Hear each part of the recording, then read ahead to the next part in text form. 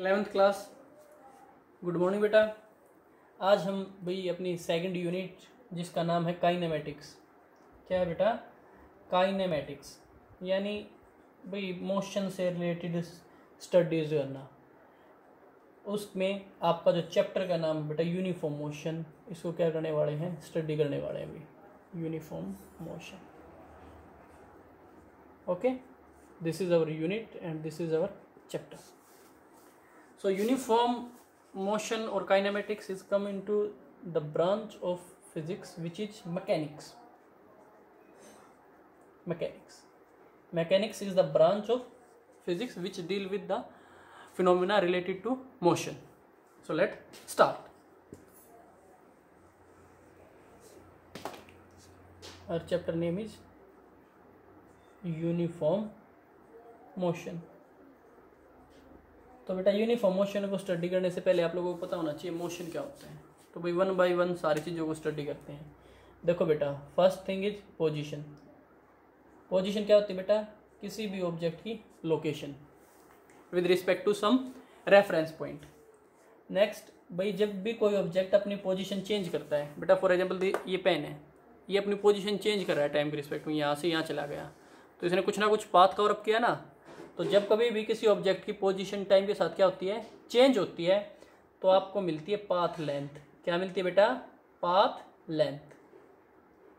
अगर ऑब्जेक्ट अपनी position time के साथ चेंज करे तो उस चीज को हम बोल देते हैं बेटा कि ऑब्जेक्ट किस में है? मोशन में है। If an object is changing its position with respect to time then it is in motion, and if it is not changing its position with respect to time then the object is said to be in rest. Okay, now if it is in motion then it will cover some path length. This path length is of two type. Number one is distance and number two is displacement.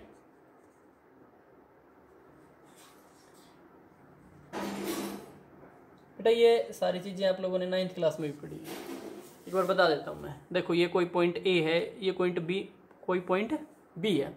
कोई object A से B जाता है भाई इस path के through, तो भाई जो ये पाथ इसने लिया है, जो एक्चुअल पाथ है, वो तो होता है बेटा डिस्टेंस। ओके, और जो शॉर्टेस्ट पाथ होता है ए टू बी पॉइंट के बीच में, इसको हम बोल देते हैं डिस्प्लेसमेंट। क्या बोल देते हैं बेटा? Displacement. Okay,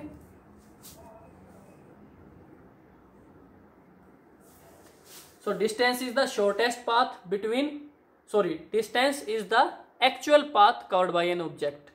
Next one is displacement. Displacement is the shortest path between initial and final position. अब भाई एक एग्जांपल लेते हैं बेटा। आप घर से स्कूल आते हो, तो आपकी बस जिस पाथ के थ्रू आती है, जिस रास्ते के थ्रू बेटा जो आती है, वो क्या है? डिस्टेंस है। अब क्या करो, स्कूल से अपने घर की बिल्कुल एक स्ट्रेट लाइन ड्रा कर लो, बिल्कुल एक स्ट्रेट लाइन, वो क्या हो जाएगी बेटा? डिस्प्लेसमेंट। नेक्स्ट बेटा, डिस्टेंस आपकी एक स्केलर क्वांटिटी है, डिस्प्लेसमेंट एक वेक्टर है। स्केलर और वेक्टर क्या होते हैं बेटा? स्केलर जिसके पास सिर्फ मैग्नीट्यूड हो, यानी उसके पास सिर्फ बेटा वैल्यू हो।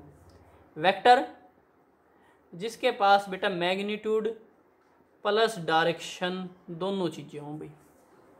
ठीक है, उसके पास क्या बेटा? Magnitude plus direction. आगे बेटा हम फर्दर चैप्टर्स में स्टडी करेंगे कि वेक्टर्स में एक वेक्टर एडिशन यानी वेक्टर अलजेब्रा होता है। तो अभी के लिए बेटा वेक्टर्स क्या होते हैं? जिनके पास मैग्नीट्यूड और डायरेक्शन हो। डिस्प्लेसमेंट के पास बेटा डायरेक्शन होती है, जैसे कि वो ए टू बी गया है और इस डायरेक्शन को हम सिंगल ही होती है। जबकि अगर आप डिस्टेंस की अगर डायरेक्शन ड्रा करना चाहोगे तो देखो क्या होता है। अगर मैं यहाँ पे डायरेक्शन ड्रा करता हूँ तो ये डायरेक्शन आती है भाई, यहाँ पे करता हूँ ये आती है, और यहाँ पे करता हूँ तो ये वाली डायरेक्शन आती है। जबकि अगर आप इस डिस्प्लेसमेंट वाली लाइन पे कहीं भी कोई भी डायरेक्शन ड्रा करते हैं तो आपको एक ही डायरेक्शन मिलती है। ठीक है, तो बेटा डिस्टेंस आपकी कैसी है? एक स्केलर क्वांटिटी है। डिस्टेंस कैसी क्वांटिटी है बेटा? स्केलर। इसके पास सिर्फ मैग्नीट्यूड होता है, डायरेक्शन नहीं होती। एंड डिस्प्लेसमेंट एक कैसी क्वांटिटी है बेटा? वेक्टर क्वांटिटी है। नेक्स्ट देखो भाई, जब डिस्टेंस बेटा टाइम के साथ चेंज होती है तो हमें मिलती है बेटा स्पीड। क्या मिलती है? स्पीड। और जब डिस्प्लेसमेंट चेंज होती है तो हमें मिलती है बेटा वेलोसिटी। क्या मिलती है? वेलोसिटी। कब? जब ये टाइम के साथ चेंज हो। और we can rewrite it as speed is equal to distance divided by time. Similarly velocity is displacement divided by time. Okay, next, if velocity is changing with respect to time, we will get acceleration, or we can rewrite it, acceleration is equal to change in velocity divided by time. अब देखो भाई, आप लोगों ने बेटा previous chapter में dimensional फार्मूले पढ़े हैं, तो भाई आप लोगों का एक होमवर्क है आज के लिए कि आप लोगों को यहाँ पे जितनी भी क्वांटिटी लिखी हुई हैं हर एक का डायमेंशनल फार्मूला लिखना है।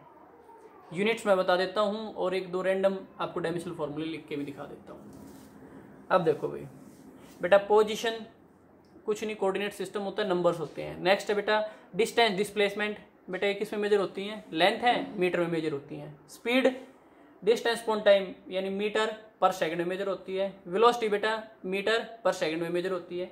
एक्सीलरेशन किस में मेजर होगा भाई? एक्सीलरेशन देखो बेटा, वेलोसिटी की यूनिट क्या आई थी भाई हमारी? डिस्प्लेसमेंट अपॉन टाइम यानी metre per second divided by second, so this will gives us metre per second square. Okay, this is the unit of our acceleration. Now let's discuss the dimensional formula of speed. Dimensional formula of speed is equal to, for speed if we write its unit then it is meter per second, so it have 0 dimensions of mass, unit dimensions of length is single, so it is L1, and for time it is also single and it is -1. So I have write here the dimensional formula for speed.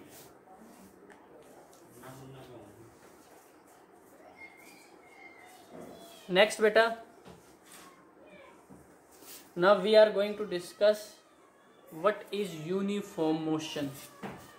Beta, uniform motion is the type of motion in which an object cover equal distance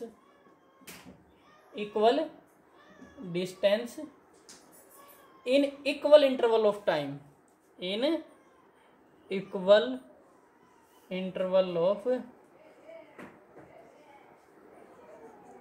बेटा आप लोगों को ये सारी quantity 1 by 1 separately लिखनी है और इनकी डेफिनेशन भी और इनके मैथमेटिकल फार्मूले भी, इनकी यूनिट भी और इनके डायमेंशनल फार्मूले भी, हर एक चीज़ बेटा आप लोगों को क्या करनी है? नोट डाउन करनी है। तो भाई यूनिफॉर्म मोशन क्या होता है बेटा? जब कोई object equal distance cover up करे इक्वल इंटरवल ऑफ टाइम में।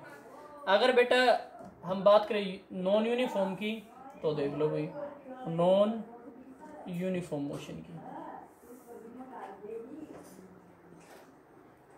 तो बेटा नॉन यूनिफॉर्म मोशन कब होता है? जब कोई ऑब्जेक्ट कवर करे unequal distance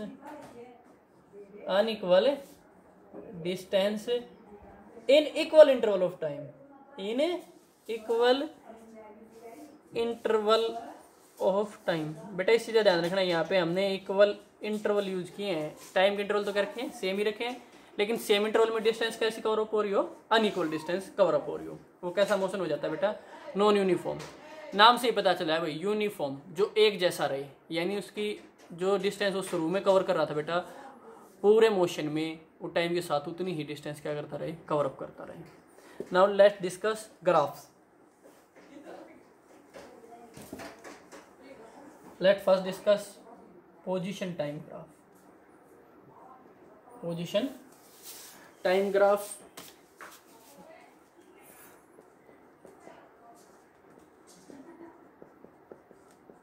we can say that distance time graph, if you want to rewrite it as distance time graph।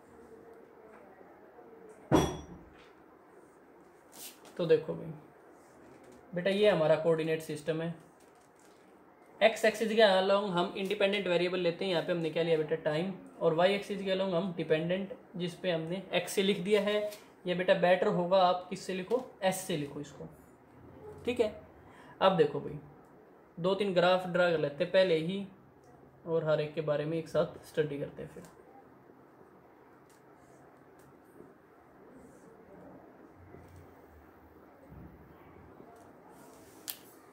देखो बेटा, अगर ग्राफ आ रहा हो कुछ आपका इस टाइप का, नेक्स्ट कुछ इस टाइप का, एंड नेक्स्ट वन कुछ इस टाइप का।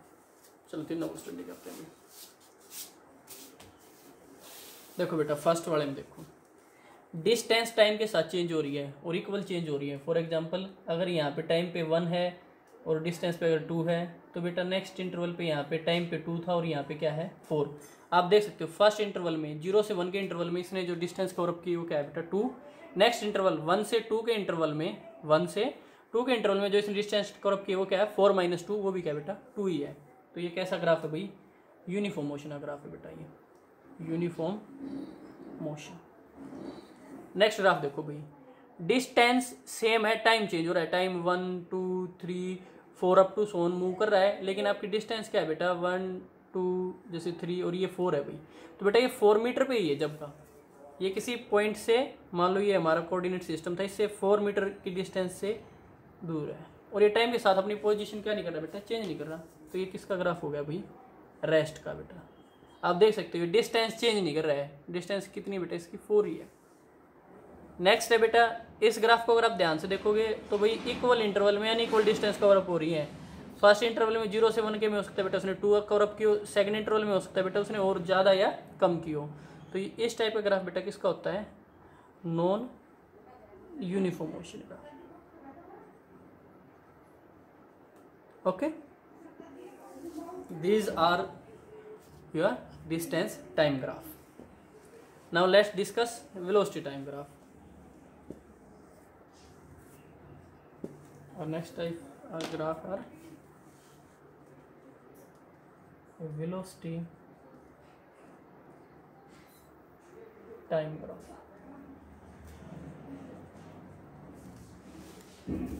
वही बेटा ग्राफ ड्रा कर लेते हैं। ये फर्स्ट बेटा ये टाइम है और यहाँ पे हमने वेलोसिटी ली है। स्पीड के लिए भी बेटा कुछ ऐसे ही ग्राफ रहेंगे आपके।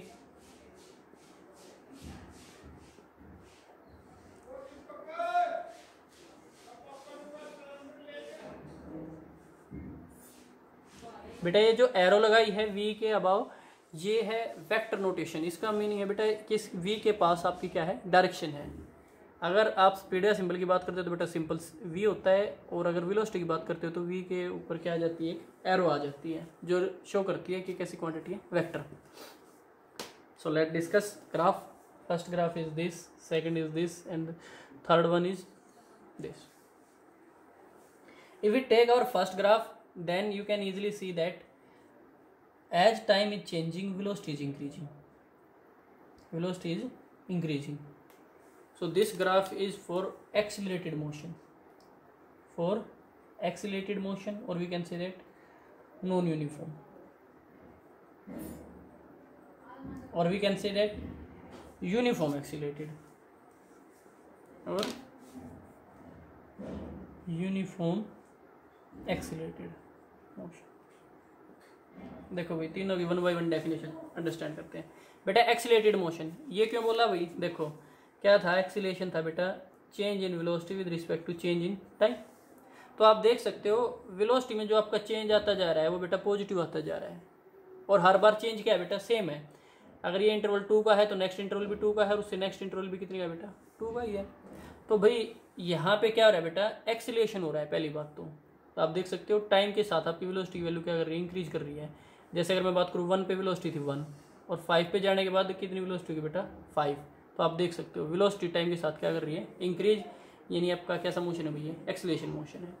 नॉन यूनिफॉर्म क्यों बोला भाई, क्योंकि बेटा देखो फर्स्ट इंटरवल देखो 0 से 1 का, जब आपने 0 से 1 का इंटरवल लिया था वेलोसिटी थी 1, वेलोसिटी क्या थी भाई 1, और वेलोसिटी की यूनिट क्या होती है बेटा मीटर पर सेकेंड।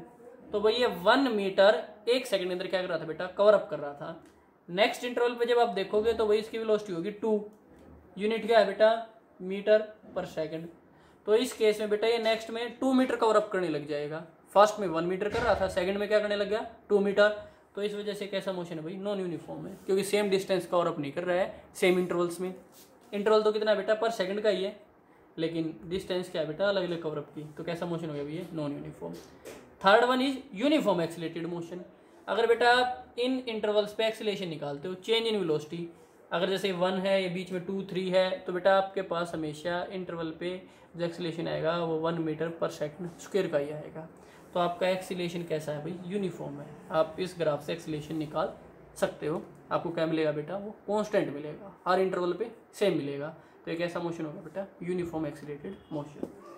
नेक्स्ट टाइप का ग्राफ देखो भी, इसमें देखो बेटा वेलोसिटी कांस्टेंट बनी हुई है। फॉर एग्जांपल हम यहाँ पे ग्राफ पे वैल्यू कर लेते हैं 4, यहाँ पे ये 1 है, ये 2 है, ये 3 है और ये बड़ा 4 है। तो आप देख सकते हो वेलोसिटी हमेशा जैसे 4 मीटर पर सेकंड बनी हुई है बेटा इस ग्राफ में। तो आपकी वेलोसिटी 4 मीटर पर सेकंड की सेंस क्या हुई बेटा, ये 4 मीटर कवर अप कर रहा है हर एक सेकंड में। इक्वल इंटरवल थे पर सेकंड और इक्वल डिस्टेंस यानी 4 मीटर। हर इंटरवल में कितनी डिस्टेंस कवर अप कर रहा है बेटा, ये 4 मीटर। तो इस वजह से ये ग्राफ कैसा है भाई, यूनिफॉर्म मोशन का ग्राफ है बेटा। ये कैसा ग्राफ है, यूनिफॉर्म मोशन का। ओके, एंड कांस्टेंट वेलोसिटी का, कांस्टेंट वेलोसिटी का। वेलोसिटी क्या बेटा इसके अंदर कांस्टेंट है। नेक्स्ट ग्राफ बेटा आपको देखने से ही पता चल रहा है कैसा है, नॉन यूनिफॉर्म है भाई। इसमें ना वेलोसिटी कांस्टेंट है ना आपका एक्सीलरेशन। ठीक है भाई। नेक्स्ट बेटा जब वेलोसिटी इंक्रीज हो रही हो टाइम के साथ, आप देख सकते हो यहाँ तक वेलोसिटी आपकी क्या हो रही है बेटा, टाइम के साथ इंक्रीज हो रही है। तो बेटा ये तो हो गया आपका एक्सीलरेशन। लेकिन जब वेलोसिटी डिक्रीज होती है टाइम के साथ, यहाँ तक आप देख सकते हो, यहाँ से लेके और यहाँ तक आपकी वेलोसिटी क्या हो रही है बेटा, टाइम के साथ डिक्रीज हो रही है। इसको हम बोल देते हैं बेटा retardation. You can rewrite it as in the definition form retardation. Retardation is the negative of acceleration. Okay बेटा, जब कोई ऑब्जेक्ट डी एक्सीलरेट हो तो उसको हम क्या बोल देते हैं, रिटार्डेशन बोल देते हैं। तो भाई ये थे आपके वेलोसिटी टाइम ग्राफ। तो बेटा आज के लिए इतना ही। कल हम बेटा कुछ एक्स्ट्रा आपकी क्वांटिटीज़ थी उनके बारे में डिस्कस करने वाले हैं। बेटा अब तक जो आपका जितना भी हुआ है ये आप लोगों ने 9th में भी बड़े अच्छे से पढ़ा था। और बेटा अब भी आप लोगों को अच्छे से नोट प्रिपेयर करके हर एक की डेफिनेशन लिखनी है। अगर किसी स्टूडेंट को कोई डाउट हो तो बेटा वो मेरे से कॉन्टैक्ट कर सकता है। कल बेटा हम आपका इसी चैप्टर को फर्दर कंटिन्यू रखेंगे। Thank you everyone.